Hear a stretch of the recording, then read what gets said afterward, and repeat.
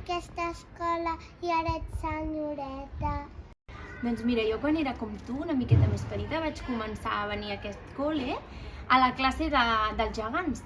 I també anava a una classe on tu vas anar.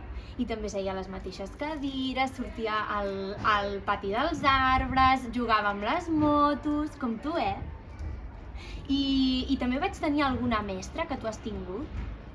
L'Eva de música, com tu, perquè jo també venia aquí en aquesta escola i m'agradava molt que m'expliquessin contes, m'agradava molt les classes de psico i des que era com tu de petita que vinc a aquest col·le i encara ara ja soc gran i encara vinc, cada dia quan em llevo vinc al col·le.